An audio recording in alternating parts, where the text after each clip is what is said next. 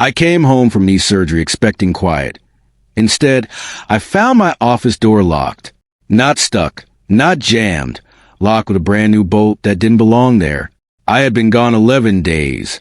Long enough for someone to get comfortable, long enough for decisions to be made without me.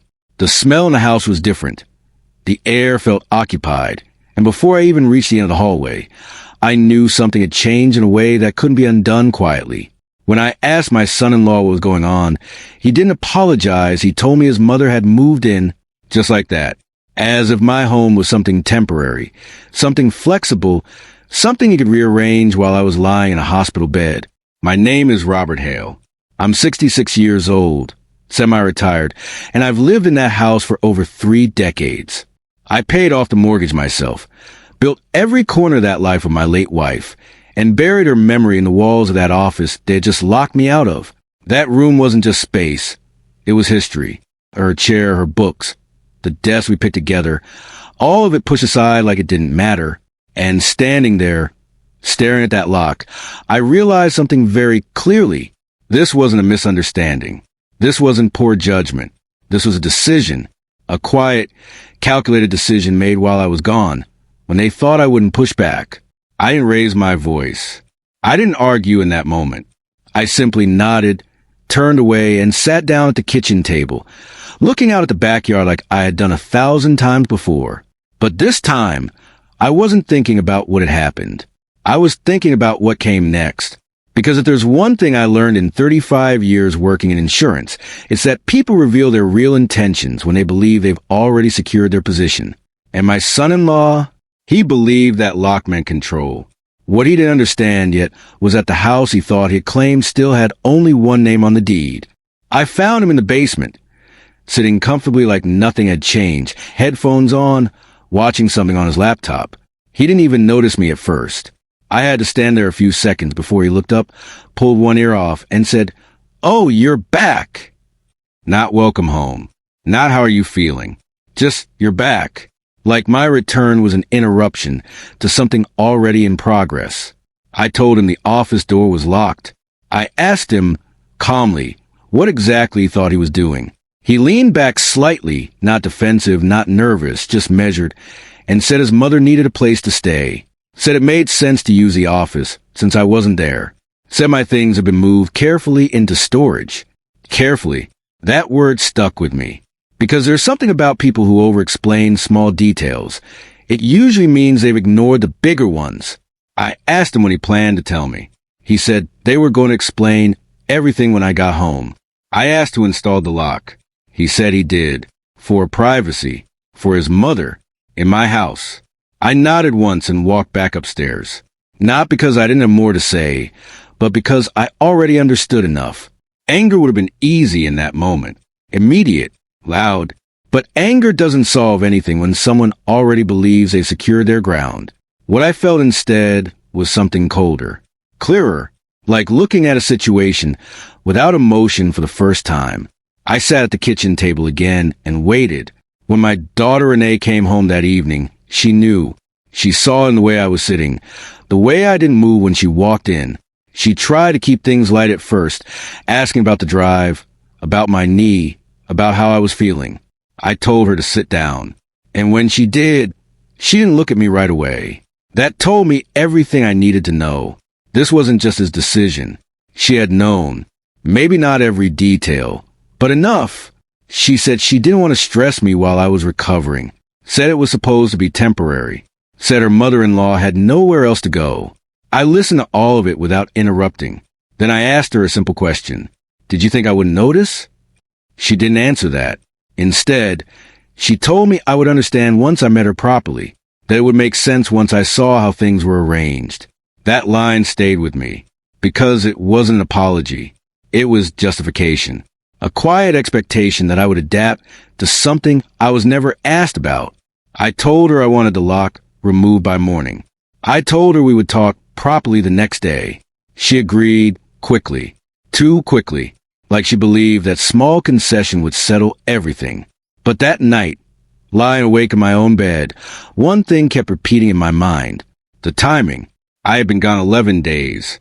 Surgery planned months in advance. Enough time for them to think it through, to move things, to install locks, to settle someone in. This hadn't been rushed. It had been planned. And by the time I came home, they expected it to already feel permanent. The next morning, the lock was still there. Not the same deadbolt. I'll give him that much. But the door wasn't mine anymore. He had replaced it with a latch on the inside. Something just subtle enough to suggest compromise without actually restoring control. When I opened the door, I didn't step in right away. I stood there for a moment and took it in. My desk had been cleared, not respectfully, efficiently. Papers stacked into boxes. Files moved without order, like they were just objects instead of records of a life's work. Margaret's chair, the one she used to sit in every evening, had a suitcase resting on it, half open. Clothes spilling over the armrest like it had always belonged there. Her photo, the one from Lake Louise, was gone from the shelf. I found it later in the storage room, placed face down on top of a box, like something that didn't need to be seen anymore. That was the moment something shifted in me. Not loudly, not emotionally, just permanently. Beverly came downstairs while I was still standing in the hallway. She greeted me like a guest in my own home, polite but unfamiliar, pouring herself coffee from my machine, using my mugs, sitting at my table. She spoke easily, thanked me for letting her stay, said she appreciated my understanding. Understanding. That word again. I asked her calmly what her timeline was, when she expected to leave. She smiled at first, like I'd asked something trivial, then said she was still figuring things out, that housing was difficult right now, that she hoped I could be patient. I told her I hadn't offered patience. I told her I expected a clear plan by the end of the week. That's when the tone changed. Not dramatically, but enough. The politeness thinned. The assumption underneath it became visible. Later that day, I went into the storage room and looked at what they had done. Boxes stacked without care, files mixed together, things that had taken me decades to organize reduced to something temporary, movable, replaceable. I stood there for a long time, longer than I expected, not because I was unsure what to do, but because I was deciding how far I was willing to go. My name is Robert Hale. I'm 66 years old. I built a house, paid for it, maintained it, and protected it long after my wife was gone. And for the first time since I signed those final mortgage papers years ago, I realized something simple but important. Ownership doesn't mean much if you don't enforce it. So I walked back upstairs, picked up my phone, and called my lawyer, not out of anger, out of clarity, because if they thought that door made something theirs, I was about to remind them exactly whose name was on the deed. My lawyer didn't waste time. She asked a few direct questions, took notes, and then explained exactly where I stood. My daughter and her husband had been living in the house long enough to have certain temporary protections, but Beverly, his mother, had none. No agreement, no tenancy, no legal standing. That mattered. A lot. She told me to document everything, every change, every conversation, every detail that showed this had been done without my consent. So I did. I took photos of the door, the lock, the room, the storage boxes. I wrote down dates, times, exact words. Not because I want to fight, but because I understood how these situations shift when people are forced to face reality instead of assumptions. After that call, I made another one, an old colleague of mine who still worked in risk assessment. I gave him Curtis's name, his last employer, and asked a simple question. Is there anything I should know? The answer came the next morning. Curtis hadn't left his last job the way I had been told. He hadn't been laid off. He had been dismissed. Quietly. No charges, no public record. But enough internal concern that the company chose to let him go after an audit. Expense misuse, over time, not small. The kind of behavior that doesn't happen once. It develops. That information didn't make me angry. It confirmed something I had already started to see. Patterns. Decisions made quietly, justified later, hidden when necessary. When Renee came home that evening, I asked her to sit with me outside. Not at the table this time. Out back, near the maple tree I planted when she was 5. She looked tired. Not just from work, from carrying something she hadn't fully faced yet. I asked her to tell me the truth about Curtis. Not everything, just the part she had left out. She hesitated. Then she told me enough. about the job, about the debt, about the pressure they had been under. I listened. Then I asked her where the money I had given her over the past 2 years had gone. She didn't answer right away. That silence was answer enough. I told her I loved her. That didn't change. But I also told her something else, that they needed to leave. All of them. Not immediately, not recklessly, but clearly. I explained the process, the timeline, what I was prepared to do properly and legally. 60 days for her and Curtis, less for Beverly. I told her I would help if needed, but I wouldn't pretend the situation was acceptable. She said I was being harsh. I told her installing a lock on a room in my own house while I was recovering from surgery was also a kind of harshness. Quiet but intentional. That landed, not as anger, as truth. The next morning, I spoke to Curtis directly. No raised voices, no arguments. I told him what I knew. He didn't deny much. Said he meant to tell me eventually.